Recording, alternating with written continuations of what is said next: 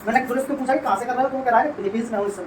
Map नहीं है तो मैं बताता, फिलीपींस में साउथ ईस्टर्न कंट्री है फिलीपींस, है ना, अपने देश का कोई शहर नहीं है, दूसरी कंट्री है जहाँ पर वो रहेगा फिलीपींस कर रहा था। मैं पूछा अरे भाई इतनी दूर, तो कह रहा था अब उसके आगे की सुनो क्या कह रहा था कि इतनी दूर क्यों गया वो। अब वो क्या कह रहा है इतनी दूर क्यों गया, क्योंकि बेसिक्स क्लियर नहीं थे तो नीट स्कोर नहीं कर पाया जितना करना चाहिए था नीट का। मैंने कहा बहुत बढ़िया। कह रहा था आपका वीडियो देख के लगा कोई तो है जो बेसिक्स क्लियर करा रहा है स्टूडेंट्स को। मैंने उसको बताया था कि भाई मेरे को बच्चे पसंद नहीं करते वहाँ। तो क्या कह रहा था, देखो क्या कह रहा था, क्योंकि बच्चों को हर जगह वही माहौल मिला है ना, दिमाग पर जोर नहीं डालना चाहते, नोट से रटना चाहते हैं और फर्स्ट क्लास से ही रटते चले आ रहे हैं। इसको बाद में समझेंगे, पहले आपको एक काम की चीज बताते हैं। एक लड़का था जिसको मैं तो नहीं जानता था कहाँ का है वो क्या नहीं है, उसने वीडियोस देखे होंगे इंस्टाग्राम पे।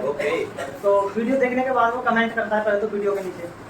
तो मैंने उसका स्टेटस भी लगाया था कल परसों। तो फिर मैंने उससे बातचीत करी, मैंने है कहाँ से भाई, तो उसने बताया कि बामोर से ही है वो। शायद वो पढ़ रहा है कहाँ पर, फिलीपींस में और एमबीबीएस कर रहा है ना। तो यहाँ पर वो मैंने उससे बातचीत करी, मैंने एमबीबीएस कर रहा है, तो मैंने ये तो भाई जबरदस्त लगा, इससे तो बातचीत करनी चाहिए। तो देखो उसकी बातचीत में आप लोगों को बताता हूँ वो क्या लिखता है। आप सही रास्ते पर चल रहे हो, नहीं चल रहे हो, सब रटाने की जगह समझा रहे हो। स्टूडेंट को बेसिक्स ही तो क्लियर करना है, जिससे वो आगे कोई भी एग्जाम की प्रिपरेशन करते हैं तो आसान होता है समझना जब बेसिक्स क्लियर होते हैं। क्वेश्चन आंसर रटाने से स्टूडेंट वीक ही रह जाता है। हाँ तो कह रहा है I know the importance of basics because I have travelled from 0 to MBBS। यानी कि वो कह रहा है कि बेसिक्स का कितना इंपॉर्टेंस है ये मैं जानता हूँ, क्योंकि मैं बिल्कुल 0 से लेकर के MBBS तक की पढ़ाई अभी कर रहा हूँ, है ना।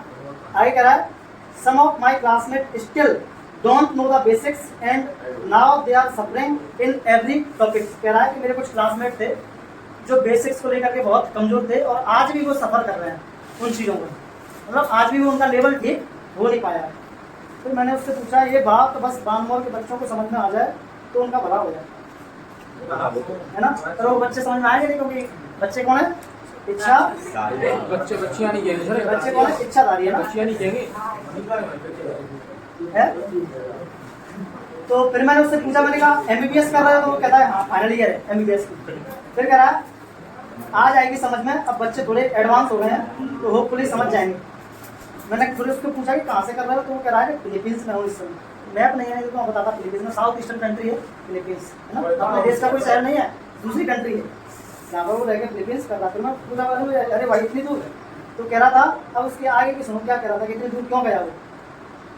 अब जो क्या कह रहा है इतनी दूर क्यों गया, क्योंकि बेसिक्स क्लियर नहीं थे तो नीट स्कोर नहीं कर पाया जितना करना चाहिए था। नीट का पेपर दिया हुआ लेकिन नीट का पेपर क्लियर हुआ नहीं, क्योंकि बेसिक्स ठीक से उन्होंने किए नहीं थे।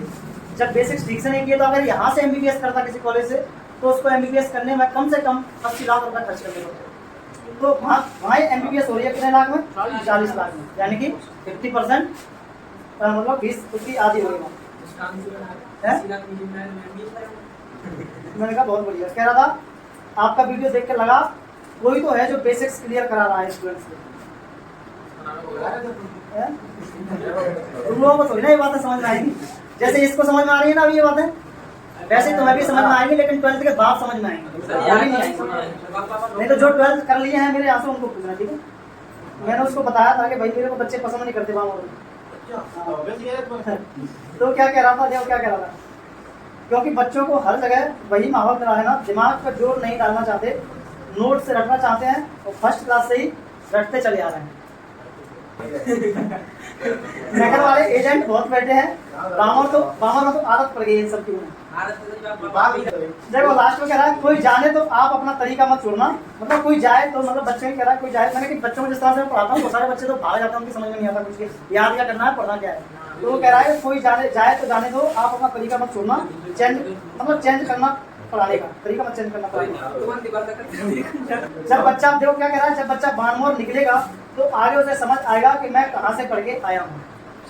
हाँ ये बात तो आप लोगों को समझाता हूँ। अगर आप लोगों ने ठीक से भी नहीं पढ़ा, आप कहीं भी पढ़ लो कुछ भी कर लो, लेकिन अगर आप लोग आगे हायर स्टडीज में जाओगे तो मैं कह रहा हूँ आप पक्का उन टीचर्स को गालियाँ दोगे जिन टीचर्स के पास अभी पढ़ रहे हो, मुझे छोड़ दो। क्योंकि मैं ऐसी नौबत ला ही नहीं रहा कि बच्चे आगे चल के मुझे गालियाँ दें, क्योंकि अभी तुम समझदार तो है नहीं, तुम्हारे लिए क्या अच्छा है क्या बुरा है तुम्हें नहीं पता, लेकिन तुम्हें समझ में आएगी ये चीज का जब तुम थोड़े से समझदार हो जाएंगे, बड़े हो जाएंगे, है ना। जब पढ़ाई का इंपोर्टेंस समझने लगेंगे, जब हायर क्लासेस में जाएंगे वहां जाकर के पढ़ाई करेंगे, तब इन चीजों में ये चीजें 11th क्लास की चीजें हैं, 12th क्लास की चीजें हैं, इनको आप लोगों से वापस दोबारा से पढ़ना पड़ेगा, तब आपको समझ में आएगा कि ये तो हम 10th 12th क्लास में सारी चीजें थी, ये तो हमें कंपटीशन में पढ़नी पड़ रही है। अगर इसको वहाँ पे 10th 12th में ठीक से पढ़ लेते तो कंपटीशन में नहीं पढ़नी पड़ती हमें ये चीजें। This is the correct way to learning, यानी कि यही सही तरीका है पढ़ने का। तो थोड़ा सा भरोसा रखो, है ना।